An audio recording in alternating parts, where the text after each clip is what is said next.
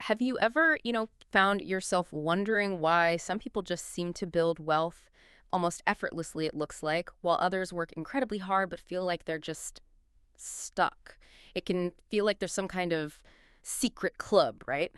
A hidden rule book. Well, today we're actually going to try and open that rule book. We're doing a deep dive into a source called Seven Rules of Wealth Creation. And it's fascinating because it really pushes back on some common ideas about money. Our mission really is to give you a shortcut, to distill the key insights about how wealth actually works so you can see your own finances maybe from a new angle. Get ready for some aha moments, hopefully. By the end of this, you should have a much clearer picture of the principles that separate wealth creators from those just, trading time for money. And you'll see it's not really about being born rich. It's more about understanding the rules of the game. Okay, so let's dive in. The source kicks off with a pretty bold claim. It basically says wealthy people understand how money works, and, well, most others don't.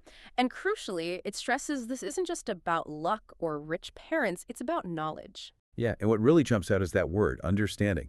It frames wealth creation not as some, you know, innate gift, but as a skill you can actually learn, which is powerful, right? It shifts the focus from things you maybe can't control, like your background, to things you can, your knowledge, your actions. That's a really empowering place to start, especially for listeners eager to learn and apply this stuff. Absolutely. That sense of agency is key.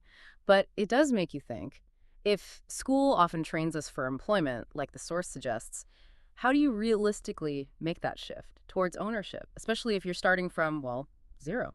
And that brings us right to the first big rule the source lays out, and it hits hard. You're trained to be an employee, not wealthy. It's a really stark contrast they draw. Our education system generally prepares us to get a job, trade our time for a paycheck, which Yeah. is fine, you need income. But the source argues that real wealth, the kind that grows over time, comes from owning things, assets. Think stocks, maybe real estate, or owning a business. So an employee earns when they work, but an asset can earn, even when you're not working. Yeah. Exactly, like rent from a property or dividends from stocks. Yeah. They can generate income passively. So the takeaway is maybe use your job strategically. See it as funding your future assets, not just as the end goal itself. Okay.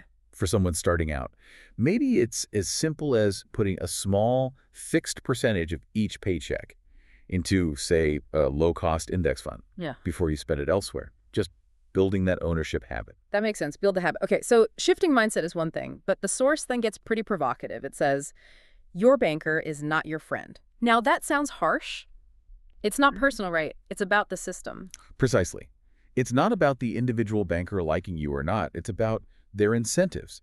They work for an institution that needs to make money, often by lending money or selling financial products. Yeah. So their performance, their bonus, it's often tied to how much they lend or sell you. Ah, right. So when they say, you can afford this loan. They might be thinking about their targets, not necessarily your long-term financial freedom. It doesn't mean it's bad advice, always, Mhm. but their interest isn't perfectly aligned with yours. Mm. That's where you need to be critical.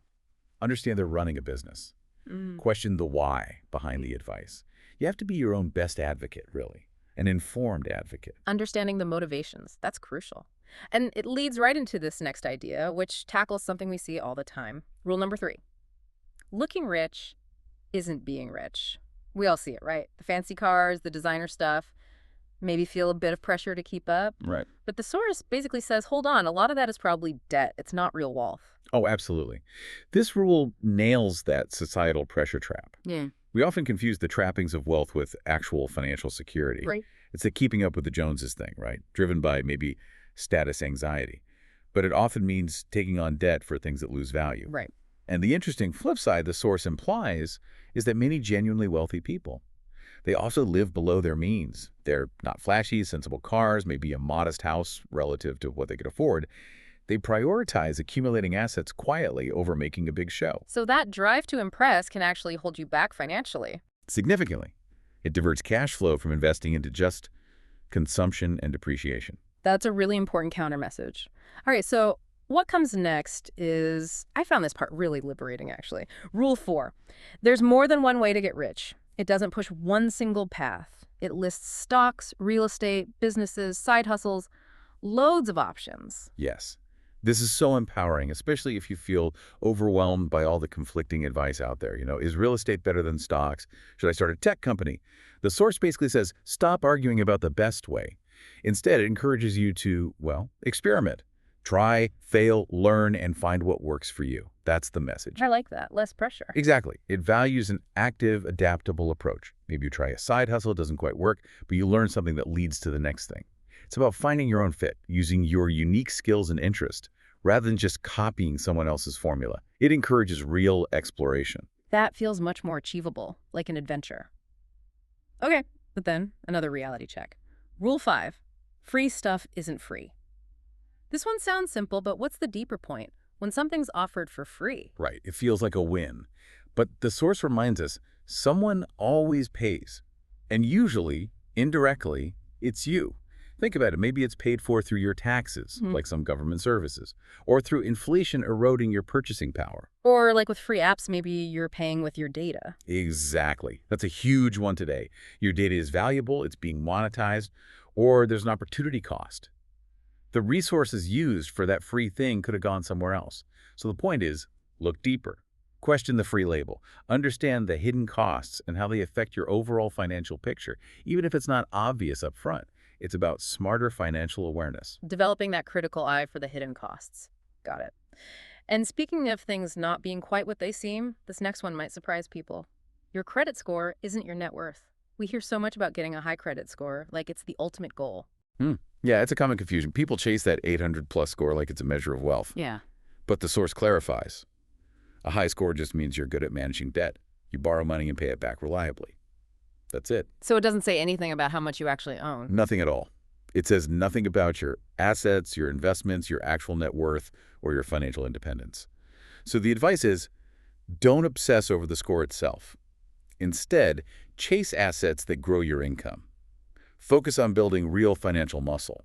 Okay, so the score is a tool, maybe useful for getting better loan rates, but it's not the main event. Precisely.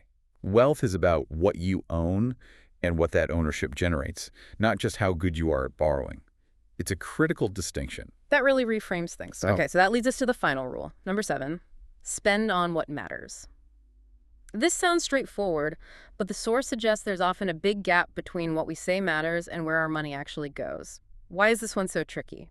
It's tricky because it requires real self-awareness and discipline. It's deeply personal.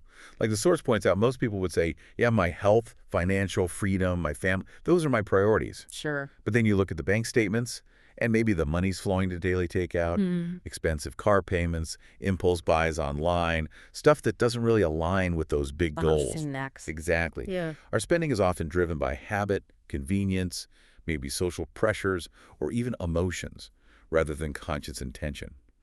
So to truly spend on what matters, you first have to figure out where your money is going, like actually track it for a bit.